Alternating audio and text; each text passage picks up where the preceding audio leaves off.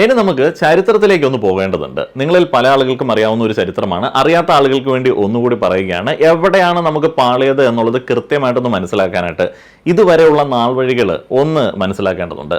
19ാം നൂറ്റാണ്ടിന്റെ രണ്ടാം പകുതി ബ്രിട്ടീഷ് ഭരണകാലം. മധുരയും പരിസര പ്രദേശങ്ങളും കടുത്ത വരൾച്ചയിൽ ഉരുകുകയായിരുന്നു. ആയിരക്കണക്കിന് മനുഷ്യർ പട്ടിണി കിടന്ന് മരിച്ചു. അതേസമയം പശ്ചിമഘട്ടത്തിന്റെ പടിഞ്ഞാറോട്ട് ഒഴുകുന്ന പെരിയാറിലെ വെള്ളം അറബിക്കടലിലേക്ക് വെറുതെ ഒഴുകി പോവുകയായിരുന്നു. ഇത് കണ്ട അന്നത്തെ മിടുക്കനായിട്ടുള്ള ഒരു British military engineer major John Pennycuick പെരിയാറിലെ വെള്ളം കിഴക്കോട്ട് തിരിച്ചു വിട്ടാൽ മധുരയെ രക്ഷിക്കാം എന്നൊരു ആശയം മുന്നോട്ടേക്ക് വെച്ചു. അങ്ങനെയാണ് തിരുവിതാംകൂർ രാജാവുമായി ബ്രിട്ടീഷ് സർക്കാർ ചർച്ചകൾ തുടങ്ങുന്നത്.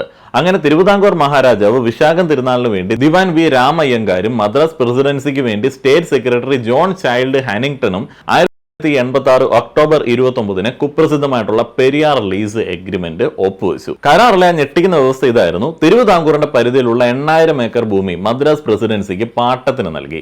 പാട്ടക്കരാറിന്റെ കാലാവധി എത്രയാണെന്നോ? വെറും 999 വർഷം. ഒരു ഏക്കറിന് പ്രതിവർഷം 5 രൂപ വീതം തിരുവിതാംകൂറിന് വാടക നൽകണം എന്നതായിരുന്നു അന്നത്തെ വ്യവസ്ഥ. വിശാഖം തിരുനാൾ മഹാരാജാവ് കടുത്ത വേദനയോടെയാണ് അതിൽ ഒപ്പിട്ടത് എന്നൊക്കെ പറഞ്ഞു കേൾക്കുന്നു. പക്ഷെ അതൊന്നും സ്ഥിരീകരിക്കാത്ത വിവരങ്ങളാണ്. എന്റെ രക്തം കൊണ്ട് ഞാൻ അതിൽ ഒപ്പിടുന്നു എന്നൊക്കെ അന്ന് രാജാവ് പറഞ്ഞതായിട്ട് ഇന്ന് ചില ആളുകൾ പ്രചരിപ്പിക്കുന്നുണ്ട്.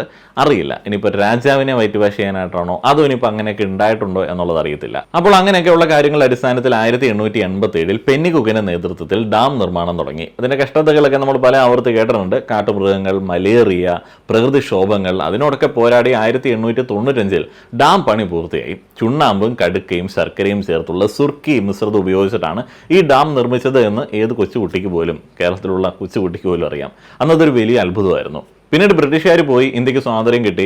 1956 ഭാഷാടിസ്ഥാനത്തിൽ സംസ്ഥാനങ്ങൾ പുനഃസംഘടിപ്പിച്ചു. ഡാം ഇരിക്കുന്ന പീരുമേട് താലൂക്ക് കേരളത്തിന്റെ ഭാഗമായി.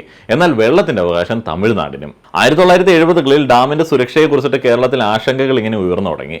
100 വർഷത്തോളം പഴക്കമുള്ള സുർക്കി മിശ്രിതത്തിൽ ഉണ്ടാക്കിയ ഡാം തകർന്നാൽ ഇടുക്കി, കോട്ടയം, എറണാകുളം, ആലപ്പുഴ ജില്ലകളിലെ ലക്ഷക്കണക്കിന് ജനങ്ങളുടെ ജീവൻ അപകടത്തിലാകുമെന്നുള്ള ആശങ്കകൾ വർദ്ധിച്ചു. കേരളം അതിനെതിരെ ശബ്ദമുയർത്താൻ തുടങ്ങി. എന്ന് തുടങ്ങിയതാണ് ഇതിനെതിരെയുള്ള പ്രതിഷേധങ്ങളൊക്കെ. ഞാൻ സ്കൂളിൽ പഠിക്കുന്ന സമയത്ത് ഇതിന്റെ സമരത്തിന് വേണ്ടി വീട്ടിൽ നിന്ന് അച്ഛനും അമ്മയും പോയത് ഓർക്കുന്നുണ്ട്. ഈ മുല്ലപ്പെരിയാർ കേസ് നോക്കുമ്പോൾ ചില നിയമവശങ്ങൾ കൂടി മനസ്സിലാക്കേണ്ടതുണ്ട്. ആ 1970 കരാർ പുതുക്കലുണ്ടല്ലോ, അതാണ് മുല്ലപ്പെരിയാർ ചരിത്രത്തിലെ ഏറ്റവും വലിയൊരു ടേണിംഗ് പോയിന്റ്. കേരളത്തിന്റെ കയ്യിലുണ്ടായിരുന്ന പല ശക്തമായിട്ടുള്ള ആയുധങ്ങളും നിയമപരമായിട്ടുള്ള ആയുധങ്ങളും തമിഴ്നാടിന്റെ കൈകളിലേക്ക് അറിഞ്ഞോ അറിയാതെയോ എത്തിപ്പെട്ടത് ആ ഒരൊറ്റ ഒപ്പിലാണ്.